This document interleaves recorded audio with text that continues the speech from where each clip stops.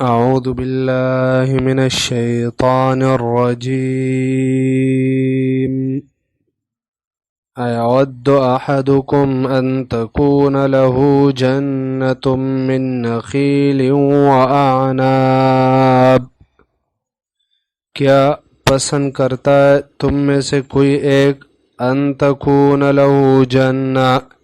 یہ کہ ہو اس کے لیے باغات من نخیل کھجور کے واعناب اور انگور کے تجری من تحتها الانہار کہ بہتی ہو اس کے نیچے نہریں لہو فیہا من کل الثمرات اس کے لیے اس باغ میں ہر قسم کے میوے ہو وَأَصَابَهُ الْكِبَرُ اور پہنچ جائے اس کو بڑھاپا وَلَهُ ذُرِّيَّةٌ ضُعَفَاء اور ہو اس کے لیے بچے کمزور تو فَأَصَابَهَا إِعْصَارٌ پس پہنچ جائے اس باغ کو تیز ہوا فِيهِ نَارٌ جس میں آگ ہو فَاحْتَرَقَتْ تو پس وہ جلا دے اس باغ کو كَذَلِكَ يُبَيِّنُ اللَّهُ اسی طرح اللہ بیان کرتا ہے تمہارے لیے لَكُمُ الْآيَاتِ اپنی نشانیوں کو لَعَلَّكُمْ تَتَفَكَّرُونَ تاکہ تم فکر سے کام لو۔ انفاق کے متعلق مسائل یہ ان آیاتوں میں بیان کیے جا رہے اور انفاق کی مثالیں یہ بیان ہو رہی ہے۔ تو اس آیات کریمہ میں انفاق کی ایک اور مثال یہ بیان ہوئی ہے اور یہ ایک عجیب مثال ہے کہ آیات کریمہ کے اندر آلات التشبیہ نہیں، نحو مثل اس جیسے الفاظ نہیں، مگر پھر بھی مثال بیان کی گئی ہے تو یہ قرآن کی فصاحت اور بلاغت ہے۔ یہ مثال یا تو ریاکار آدمی اس کے صدقے اور عمل کی ہے جو اپنے اعمال کے ذریعے ریاکاری کرتا ہے تو اللہ تعالیٰ قیامت کے دن اس کو ہلاک کر لے گا باوجود اس کے کہ یہ سخت محتاج ہوگا اپنے صدقے اور خیرات کے اجر اور ثواب کی طرف۔ اور یا دوسرا قول اس میں جو بہتر ہے تو وہ یہ کہ اس آیات کریمہ میں سوء خاتمہ انسان کے خاتمے کے خراب ہونے کی ایک مثال یہ بیان کی گئی ہے۔ اس کی تفصیل ایک حدیث میں آئی ہے۔ عبید بن عمیر رحمہ اللہ فرماتے ہیں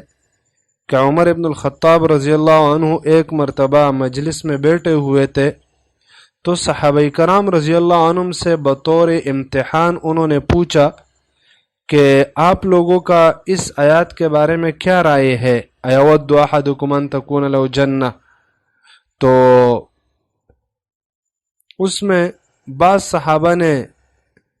فرمایا کہ بس اللہ صحیح جانتا ہے، اللہ کو علم ہے۔ تو عمر رضی اللہ عنہ غصہ ہوئے اور ان کو کہنے لگے کہ بھائی یہ کہو کہ ہمیں آتی ہے یا نہیں آتی، اس کا جواب آتا ہے یا نہیں آتا ہے، ایسی بات کرو۔ تو پھر ابن عباس رضی اللہ عنہ سے پوچھا کہ آپ کیا کہتے ہو؟ تو انہوں نے کہا کہ میرے دل میں ایک بات ہے اس کے بارے میں۔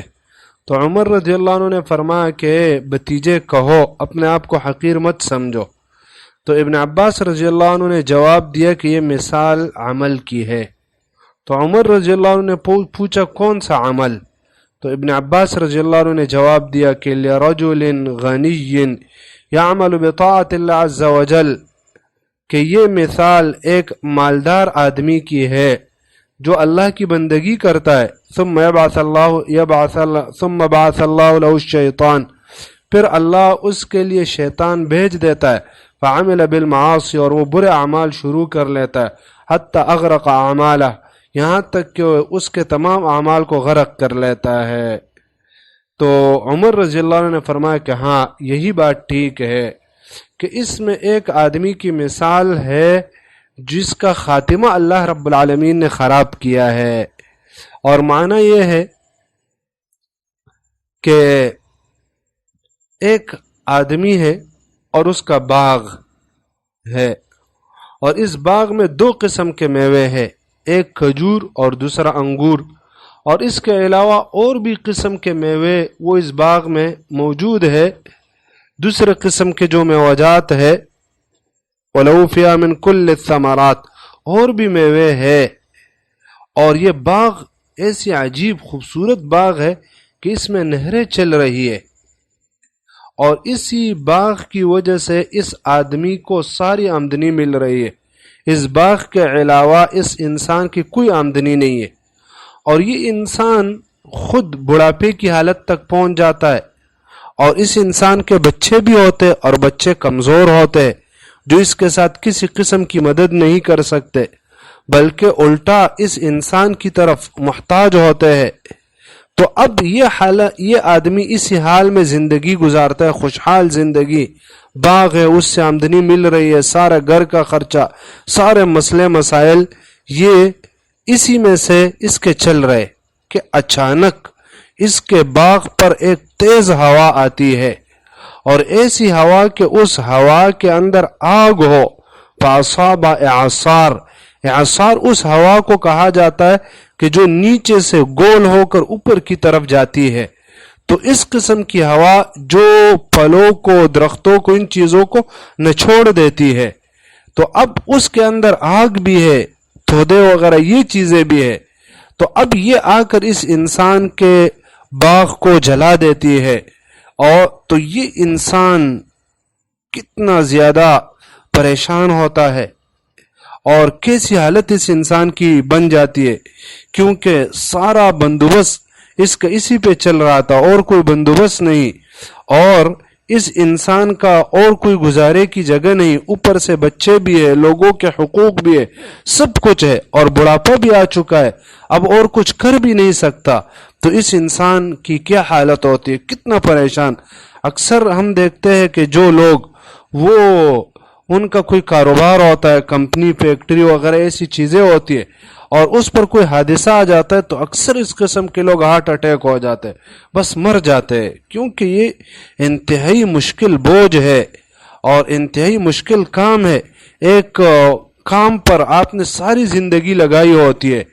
اور بڑھاپے میں جب آپ پہنچ جاتے ہو تو اب اس پر کوئی آفت آ جاتی ہے تو آپ کے ہاتھ میں کچھ بھی نہیں رہتا۔ تو یہ حالت جن لوگوں پر آ جاتی ہے والعیاذ باللہ، تو ان لوگوں کو اس کا پتہ ہوتا ہے، باقی جس نے دیکھی نہیں ہوتی ہے تو اس کو اس کا پورا اندازہ نہیں ہو سکتا۔ تو اسی طرح ایک آدمی ہے، وہ مالدار ہے، ہر قسم کے مال ہے اس کے پاس، اور وہ اس مال میں سے اللہ رب العالمین کے راہ میں خرچ بھی کر رہا ہے، اللہ رب العالمین کی طاعت میں، بندگی میں۔ جس طرح باغ میں دو قسم کے میوے ہیں، تو اس انسان کے صدقات بھی دو قسم کے ہیں، فرضی صدقات بھی دیتا ہے اور نفلی صدقات یہ بھی دیتا ہے۔ اور جس طرح اس باغ کے اندر نہریں چل رہی ہے، نہریں بہ رہی ہے، تو اسی طرح اس انسان کے صدقات یہ چل رہے، صدقہ جاریہ یہ دے رہا ہے، بس اتنے صدقات ہے کہ رکتے نہیں ہے اس کے۔ اور جس طرح اس باغ میں دوسرے میوے بھی ہے، تو اسی طرح اس انسان کے لیے اور بھی نیک اعمال ہے، اور بھی طاعات اور بندگی اور اچھے اعمال ہے۔ لیکن جب یہ بڑھاپے کی حالت تک پہنچ جاتا ہے تو اب شیطان اس کے پاس آ جاتا ہے، اور اس کے عقیدے اور اس کے نیت میں خلل اور فتور آ جاتا ہے، تو اس انسان نے جتنے بھی نیک اعمال کیے ہوتے ہیں تو وہ سارے نیک اعمال ضائع ہو جاتے ہیں، کیونکہ اس کا عمل، اس کی نیت وہ برباد۔ بلکہ یہاں تک بات کہ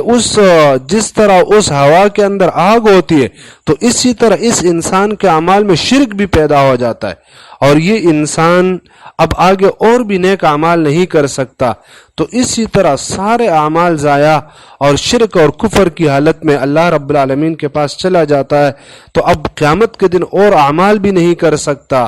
اور قیامت کے دن یہ اپنے اعمال کے بدلے کی طرف محتاج بھی ہے کہ جو صدقات میں نے دنیا میں کیے، جو نیک اعمال میں نے کیے ہیں، تو یہ اس کا بدلہ مجھے مل جائے، لیکن وہاں چلا جاتا ہے تو اس کا صدقہ ملنا تو، اس کا اجر اور بدلہ ملنا تو درکنار، بلکہ الٹا دوسرے لوگوں کے حقوق بھی اس پر پڑے رہتے ہیں. جس طرح کہ اس انسان کے بچے ہیں جو اس کی طرف محتاج ہے اور اس کے لیے بوجھ، تو اسی طرح قیامت کے دن اس پر دوسرے لوگوں کے حقوق بھی ہوں گے جس پر اس انسان نے ظلم کیا ہوگا. تو یہ انسان وہاں کتنے افسوسے کرے گا، کتنی حسرت اس انسان کے پاس ہوگی. تو یہ مثال اللہ رب العالمین نے بیان فرمائی ہے کہ انسان نیک اعمال کرتا ہے اور پھر یہ نیک اعمال کرتا ہے، مگر یہ نیک اعمال اس میں کوئی فتور ہوتا ہے، اس میں کوئی خلل ہوتا ہے، کیونکہ اللہ رب العالمین ظلم نہیں کرتا کسی پر. ایسا نہیں کہ اللہ تعالیٰ بھیجا اس انسان کے صدقے کو یا نیک اعمال کو ضائع کرے، بلکہ اس انسان کے اس نیک عمل میں فتور ہوتا ہے، نقصان ہوتا ہے. ایک حدیث میں آتا ہے فیما یبدو للناس، کہ لوگوں کی نگاہ میں یہ نیک اعمال، حقیقت میں یہ نیک اعمال نہیں ہوتے. اس آیات کریمہ کی باقی وضاحت انشاءاللہ تعالیٰ پھر کریں گے. سبحانک اللہم و بحمدک.